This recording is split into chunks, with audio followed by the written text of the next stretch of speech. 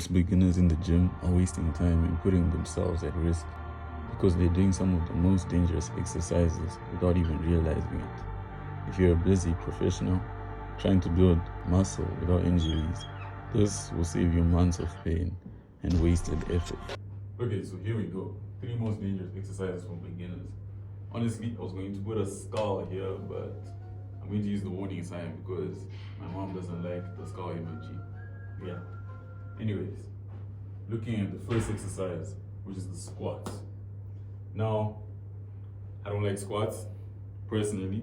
I know they're amazing for legs, and in fact, I would encourage people to do them. However, if you're a beginner, you don't necessarily have to do the traditional squat, because the main problem you're going to see is that beginners often go too heavy on squats, and as a result, you encounter problems, well, obviously. So a solution to that is to simply learn body weight squats, goblet squats, or even the machine leg press. Now, my other suggestion, which is something that I personally prefer to do, and might be a bit controversial in this sense, because you're like, well, isn't that dangerous as well? It's the hack squat. Now, I need to be clear here. I only started doing hack squats, I'd say 1 year into my lifting journey. To be honest, it was mainly because there wasn't a hack squat machine at my first gym, and now there happens to be one. And honestly, I don't mind doing the hack squat, so yay for me. Okay, now on to exercise number 2, the deadlift. Honestly, the name alone is even quite intimidating, and I don't know why they call it the deadlift, but I'm sure what they're trying to say is if you get it wrong, you could literally die. So it's a do or die type of thing. No, I'm not saying, well, to be honest, okay, let me not dive into that. Let me not scare you guys from doing this. If I'm being completely honest, any exercise and any workout can actually hurt you, right? If not done properly. Even when you're playing football, you will literally twist your ankle and get a lifelong injury, right? But I think someone did mention this in my comment section on TikTok, where they were saying that basically what I said in the beginning, that any kind of exercise can actually hurt you. However, think of it like this. The reason why I specified on these 3 exercises was because of how complicated they are and how much knowledge you might need before you actually take them on. Because it might be tricky for you to just jump into it without necessarily confirming the form that you need to do it properly. Prevention is also better than cure, right? You don't want to learn how to do a squat, a deadlift, or a behind the neck lat pull down after you're injured. What would be the point of that? So an example I gave was knives and pew-pews are both dangerous, right? You could die from them. However, you have knives in the kitchen for a reason, because they are useful and they're generally acceptable in society. But pew-pews, on the other hand, are just dangerous from the start, right? So this is the example I tried to give, or in fact, I didn't give it in the comment section, but this is the example I'm giving to you guys as an answer as to why I was debating on saying, yeah, it's fair to say that you can get injured with any exercise, which is true, but there are definitely exercises that are more dangerous than others, right?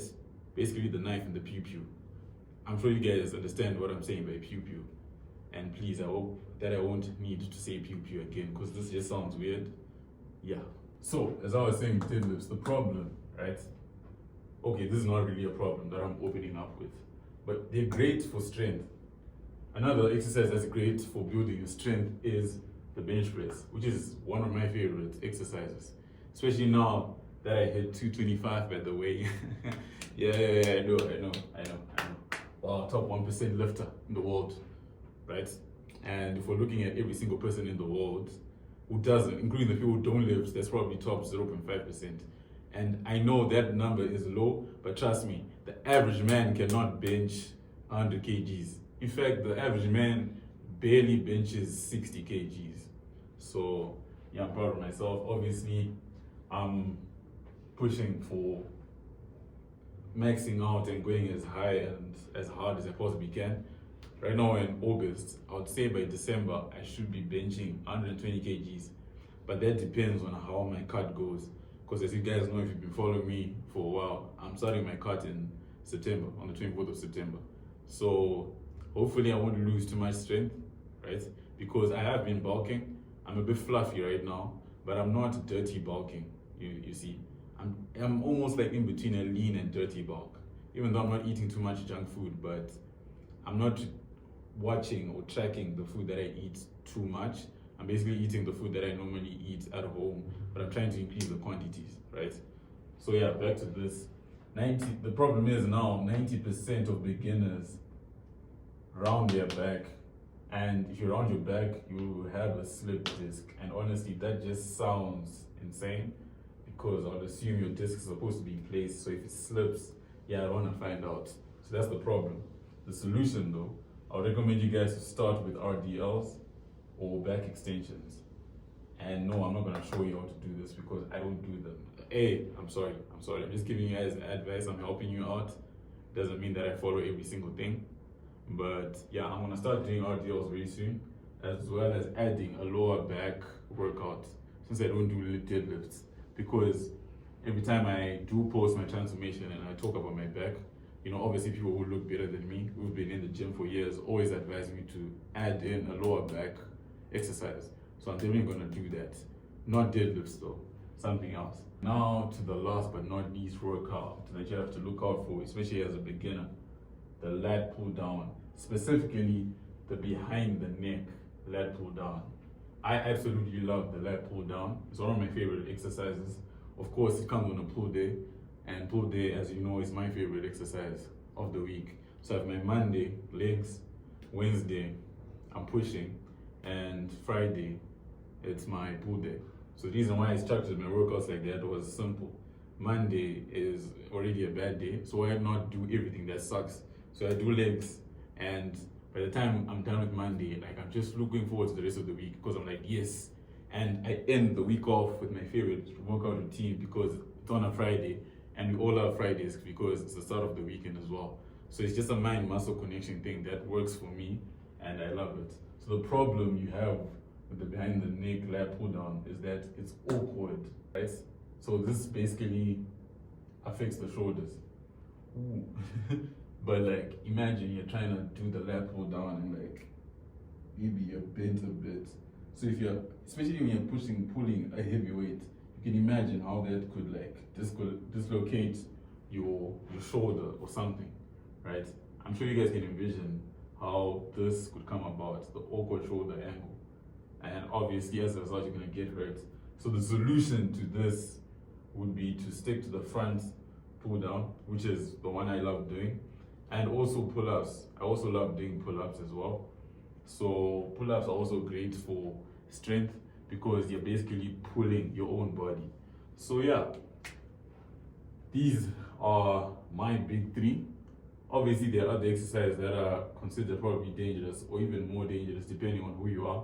But these are the main exercises I would say. Just watch out for these and make sure you're heavily prepared before you take them on, right? And as a result, if you do everything right, you will not only be strong, but you'll be strong, you'll be fit, healthy, and safe. Yeah, with the veins. Forgive me for my drawing. The other day I went out and this one person, I won't call her out, but this one person was laughing at my handwriting. So tell me what you guys think about my handwriting. Is it terrible? I actually think it's decent. Obviously, this is not like my best handwriting of all time because like this is a gym video. There's nothing to do with the way I write. I think as long as it's clear, hopefully it's clear. Hopefully the color is clear as well. So basically, yeah, these are just the most dangerous exercises that you need to watch out for as a beginner. And if you're a busy professional who's struggling to find time to build their dream body, don't be afraid. I'm here to help.